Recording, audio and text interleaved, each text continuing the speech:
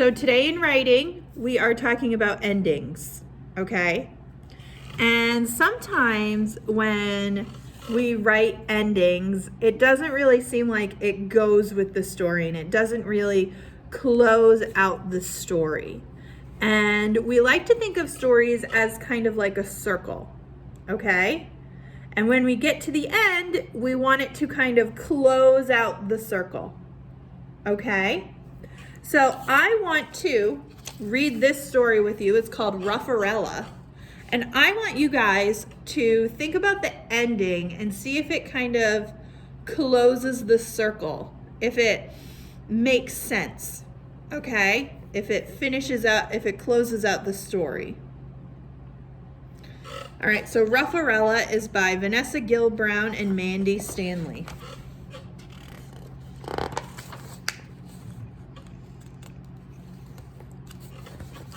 All right.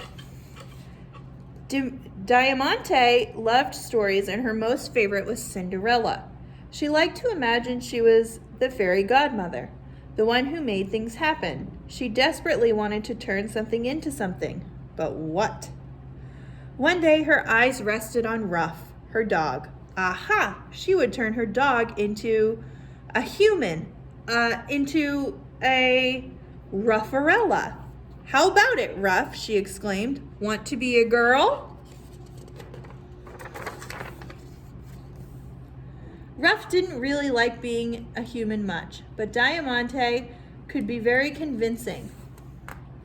Ruff was sure it was all trifle and television in the human world, but how would it happen? She didn't even have a magic wand. I don't need one, said Diamante confidently. I will teach you how to be human. It isn't difficult. I do it all the time, even without thinking. So the lessons began. First, Diamante dressed Ruff in human clothes and did her hair in a human style and applied some makeup. There, she squealed. At least you look like a real girl now, and you shall be called Ruffarella.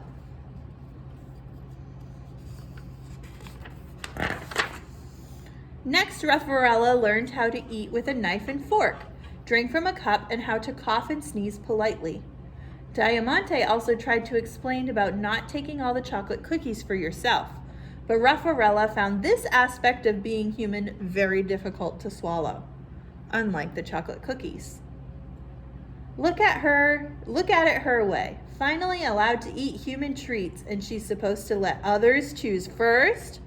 Sausages in particular would have posed a problem. Ruffarella loved those more than anything. Diamante decided to show her off at a friend's birthday party. You shall go to the ball, Ruffarella. Well, Penny's party anyway. But you mustn't let anyone know that you're really a dog. Ruffarella was nervous, but she had no need to be. She danced and played games, drank soda, ate cake, and all without spilling a drop or crumb. She even sang happy birthday to Penny. To everyone's delight, she had the most beautiful, deep voice anyone at the party had ever heard. What a wonderful voice that girl has. She should be on television. After that, she was invited to sing at other people's parties, then in theaters where crowds came to hear the amazingly sweet, low voice of the little Ruffarella, and eventually she did sing on TV. Diamante always went with her, but she couldn't help feeling a bit left out. There was no time for playing soccer or rolling around on the carpet like they used to. Still, it was fun being Ruffarella's assistant. One day, among the usual heap of mail for Ruffarella, a very special invitation came. Diamante opened it. It's from the Queen. She saw you on television and wants you, and a guest, to attend the ball at the palace. You really are Ruffarella. Splendid, said Ruffarella. So Diamante replied to the Queen, accepting her kind invitation, and they both set about getting new dresses and hairdos. The ball was wonderful. Everything was bright and sparkling and beautiful. Everyone wanted to dance with Ruffarella and compliment her on her charming and unusual singing voice. Then they were escorted to the dining room.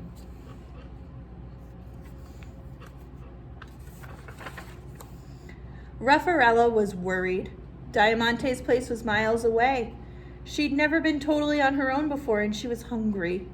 And the prince next to her was just a tiny bit stupid and boring, and the dress was a little bit tight.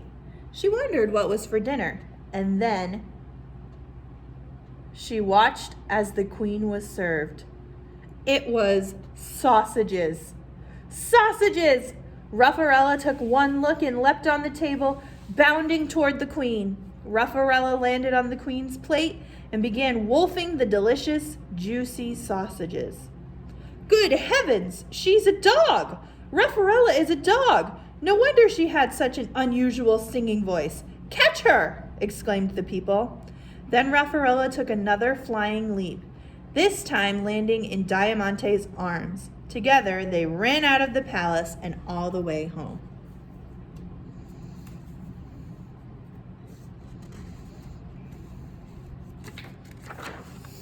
Next morning, there was less mail than usual, but there was a package for Ruffarella. She was feeling miserable and didn't want to look at it, so Diamante opened it and took out something hard wrapped in tissue. There was a note with it, which read, "Dear Ruffarella, please do not worry about the unfortunate events at the ball. Sausages are hard to resist, after all. A little piece of royal advice. One is often best if one allows one to be oneself. By this I mean, while I make a reasonable job of being queen, I could make a pig's ear of being a pop star. Take care, dear Queen." Diamante unwrapped the items. "It's a dog's bowl," she cried. Ruffarella was so pleased that a tear came to her eye. "Can I use it?" she asked. "If it's all the same to you, I think I'll give up being human and my singing career. It's just not for me." "Oh, good," replied Diamante. "I really missed having you as my pet." Ruff smiled and said, "No more Ruffarella." "No more Ruffarella," agreed Diamante. "How about a trip to the park to play catch?" said Diamante. Ruff yelped in agreement, and off they went. Everything was back to normal.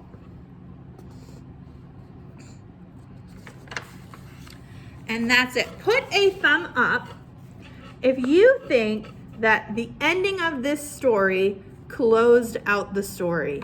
Did it make sense? Did it seem like the ending of a story? Did it pull everything together? Did it solve the problem? Okay. I do want to hear more from you guys, but that is what we want our endings to do. We want our endings to pull the story together. We want it to seem like it kind of pulls it all together and closes out the circle.